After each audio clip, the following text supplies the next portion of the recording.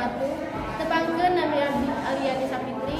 Abdi bade nepikeun biantara nu judulna atawa temana nyaeta Maulid Nabi Muhammad sallallahu alaihi wasallam. Puji sinaran syukur hayu urang panjatkeun ka Ilahi Rabbi anu parantos maparin kasehatan ka urang sadayana.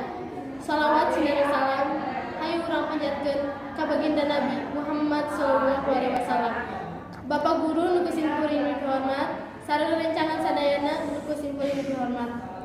Hadirin rahimakumullah. Maulid Nabi merupakan hiji kebiasaan umat Nabi Muhammad sallallahu alaihi wasallam. Pikeun nginget kelahiran baginda Nabi ka ieu dunya. Lamun di urang teh mah sok dirayakeun unggal kaping 12 Rabiul Awal dina taun Hijriah. Dina nyambut Maulid Nabi anu mulia ieu, abdi bade ngajak ka Bapak guru sareng ka rencangan sadayana pikeun inget kana kelahiran baginda Nabi ka ieu dunya.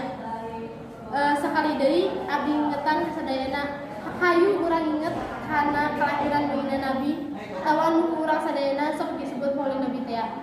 Hayu urang sadayana maturkeun shalawat ka baginda Nabi ambe urang sadayana meunangkeun syafaat ti Kanjeng Nabi Muhammad sallallahu alaihi wasallam sareng urang sadayana meunangkeun pahala ti Gusti